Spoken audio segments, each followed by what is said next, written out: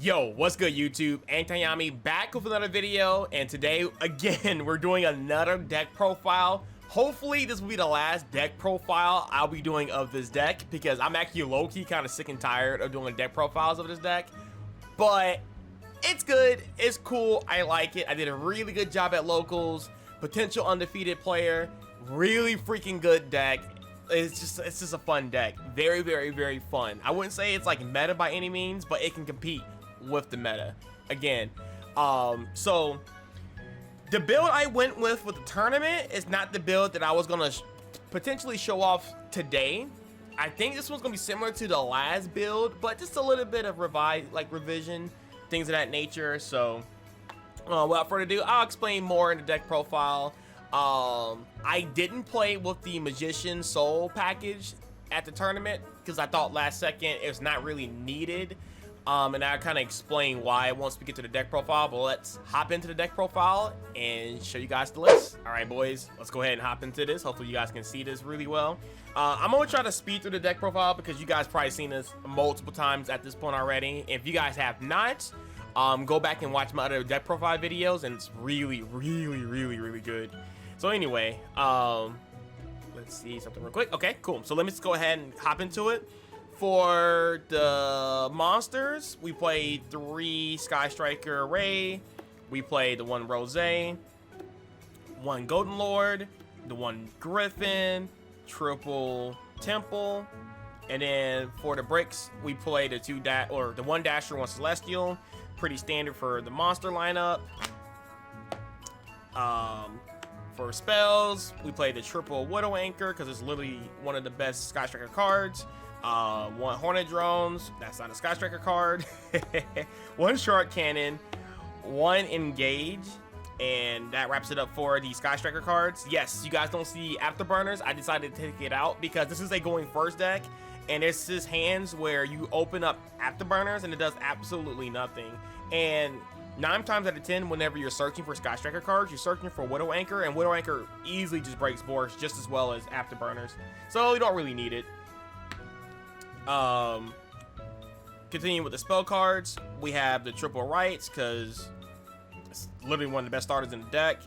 1 Faithful, 1 Draco back, just pretty much standard at this point. You want to max out on all these cards, at least the adventure starters, so you can get into your Faithful and your Draco pack. It's just really good cards. Just breaking boards without relying on monster effects. This is so good. So yeah, that's for that. For the generic spells, you have Reinforcements of the Army, you have Foolish Burial, Double Fusion Destiny, we have Triple Pot of Prosperity, and we have the droplets here. So the reason why I like Prosperity a lot more than Souls right now, even though if you compare it, Souls is basically a monster and it can help you like extend into like it helps you extend into Verte Anaconda, things like that. You know, it's really, really cool. And plus, if I were to play these cards, it'll be like at 2/2. It's really good. The thing is, I don't like playing a ton of monsters in my deck because it can get kind of cloggy with like the Golden Lore engine and different real scenarios. But when your hand is really good suited for Souls, it's really good. And you can actually send the Draco back to the graveyard and equip it to the token for like a free draw. There's so many cool things you can do with Magician Souls, but to me, it's just extra. It's like a win more card. When your hand is really, really bad, when you open like too many monsters, and if let's say your opponent like hand traps you or something like that, it makes your hand so much worse. Where Pot of Prosperity fixes bad hands, and this is the reason why I super love Pot of Prosperity. And Souls draws random cards, so you can like discard some of the Eldlich cards, and sometimes you can draw into more Eldlich stuff, which can be kind of sloppy at times. So again, both packages has their upsides and downsides, but I like the Prosperities because I feel like it's better for tournaments long term, and I think this is more for like fun. you know, but this deck is for fun, so it is what it is. But yeah, I think the pots are definitely better. For the traps, we play triple Sanguine, triple Conch, double Hakeru, and triple Ice Prison. Just pretty much standard. So this is a 43 card deck. With the illusion cards, it would be 44. If you want to include afterburners, it'd be 45. But I like 43 for this because this deck plays a good number of bricks. I'm gonna go ahead and just show you guys, like, even semi bricks, but I won't consider them bricks because they don't do anything pretty much by themselves. So like the Dragoback can be a brick. Like this, it's like a semi brick. You don't want to see it. Like cards you just don't want to see, right? Of course, you don't want to see those two in your starting hand, and you don't want to see those in your starting hands because your engines basically send these cards either to your hand or to the graveyard, or you can just special summon this from the deck. So like if you Fusion Destiny, these two bricks are gone, and then if you play the, you know, the token, the right cards, these cards get out of your deck, and then these cards get out of your deck, and then if you have the Golden Lore stuff going in, then this gets out your deck. So basically you turbo these cards out of your deck, and then every card in your deck becomes really busted. But that's the weakness of this deck. It does play like cards that you don't want to open, so it is what it is. But you can play around it. So going into the side deck, or sorry, the extra deck, getting ahead of myself. It's kind of still pretty standard. One Hayate, or one Kaina, one Hayate, double Suzuku, triple Kagari, one Zeke, one Anaconda, one DPE, one Link Spider, one Unicorn, one Dark, one Lina, and one Access Code Talker. It's just really standard. He's really good, and he's kind of the big reason why I wanted to play Souls, because you need a Dark monster and another monster to go into him, so you can summon Souls, bring this back out. You can take somebody DPE or Anaconda or any kind of like other Dark monsters that you can take from your opponent. Didn't come up as much as I would have liked because, you know, obviously he's just like an extra card, but he's really good. I would not take him out.